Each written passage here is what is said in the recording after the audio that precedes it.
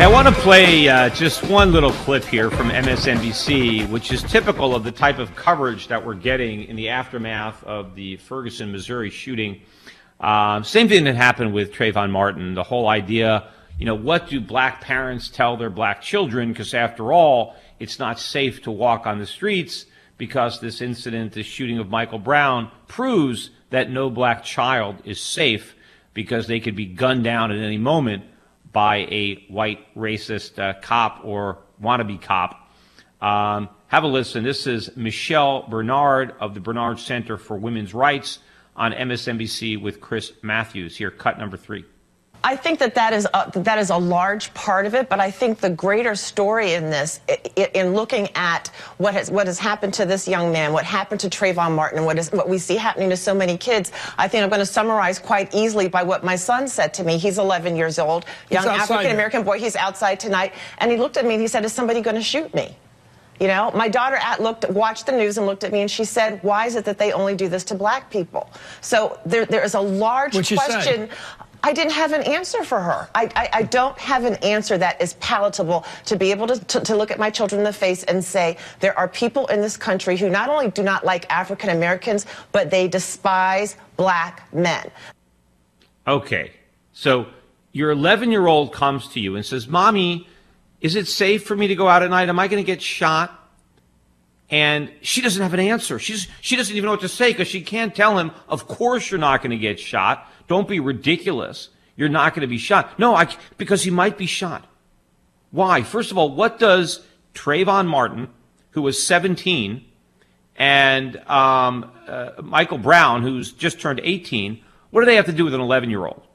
I mean, if Trayvon Martin were 11, George Zimmerman would not have shot him. Even if an 11-year-old Trayvon Martin had attacked George Zimmerman, I don't care how much of a wimp George Zimmerman was or how tough an 11-year-old Trayvon was, I don't think George would have shot him. I don't think he would have pinned him on the ground. I don't think he would have been able to overpower Zimmerman. I think Zimmerman could have handled an 11-year-old. There is a huge difference between an 11-year-old and a 17-year-old. I mean, a lot happens to a kid when they go through puberty.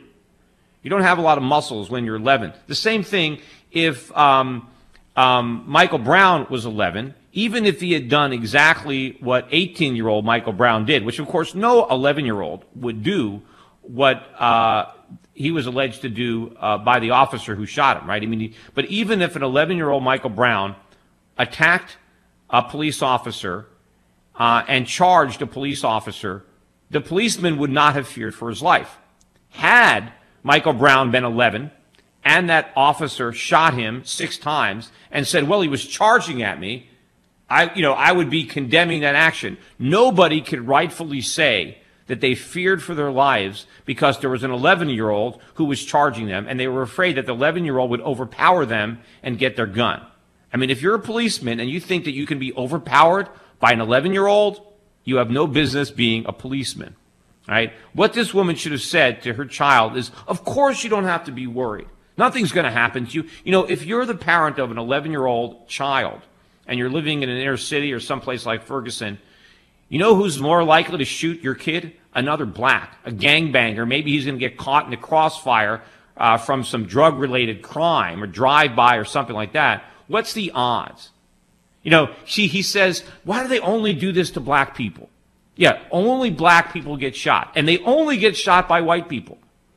The number of blacks who are killed by whites every year is very small compared to the number of blacks who are killed by blacks, and certainly very small when you compare the number of blacks killed by whites.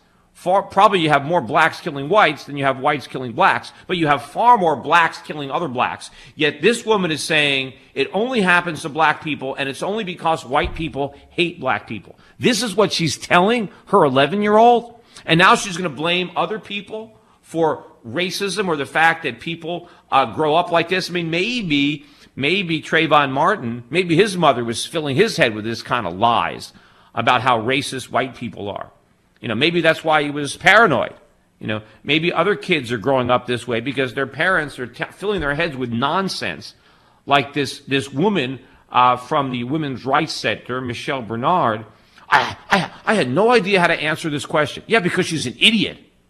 That's how come she didn't know how to answer the question. You know, when your 11-year-old says, Mommy, am I going to get shot by a crazed white racist when I leave my house today? No, you say, absolutely not. I mean, you probably have a greater chance. Probably more people are struck by lightning every year and die than are, killed, in the way that Trayvon Martin was, or Michael Brown.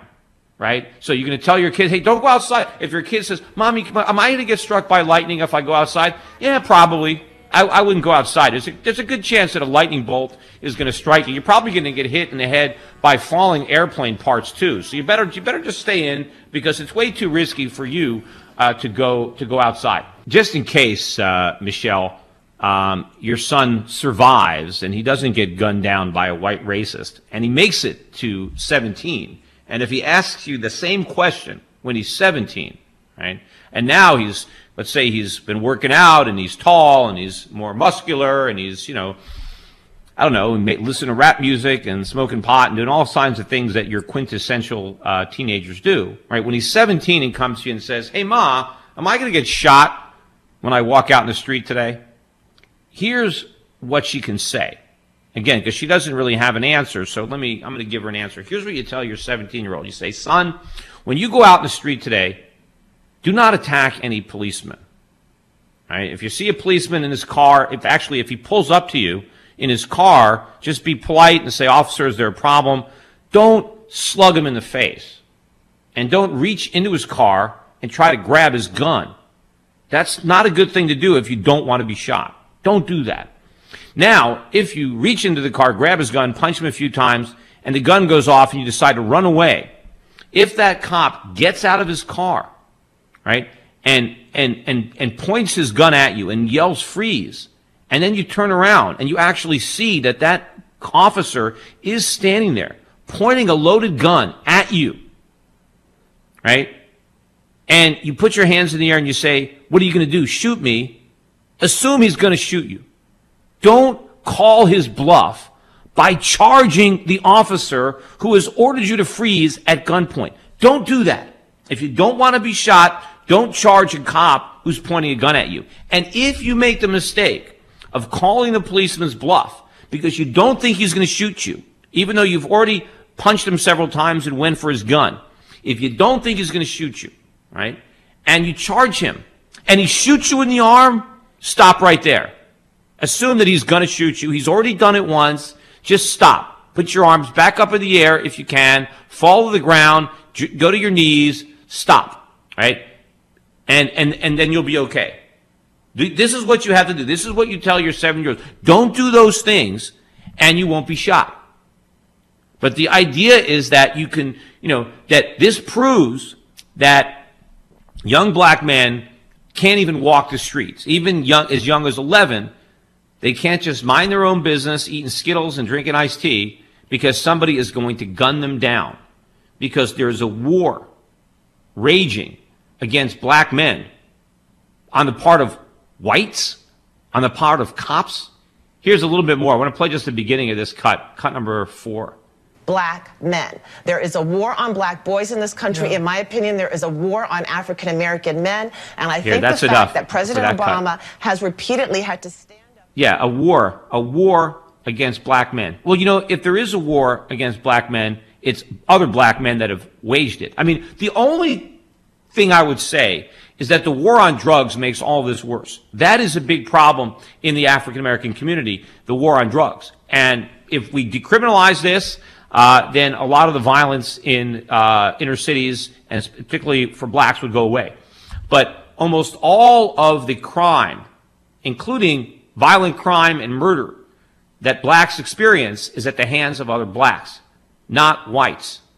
And again, a lot of it has to do with the war on drugs. And a lot of these laws are passed by whites. So if you want to say that white people are responsible because they're the ones that are passing these laws, that have criminalized drugs, that have created all the profit in illegal drug trade, and these fights are over turf and over money, then in that respect, maybe you can blame whites. But that's not what she's talking about. In fact, here, she actually starts to talk about like it's a genocide, like, they're trying to wipe out the entire race. Here, cut number 5.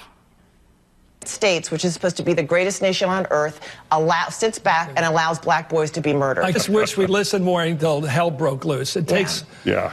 Sometimes we do the right thing only when there's no other alternative. Yeah. Anyway, I think it was Churchill said that that's about us, G. America does the right thing when there's no alternative. Well, I hope so, because it's going to turn into a genocide if it doesn't stop. Thank you. Yeah. Thank you, Mr. Bernard. Genocide. This is going to be like Hitler trying to exterminate the Jews, or these Muslim terrorists trying to exterminate the non-believers or the infidels. Because we got what? We got Trayvon Martin, and we've got Michael Brown, and this is the making of a genocide. We're trying to exterminate the race, and we got to do something about it before all the blacks are dead, because white racists would have exterminated them all. This is really the kind of nut. It just goes on MSNBC, and they take this stuff seriously on that network. Unbelievable.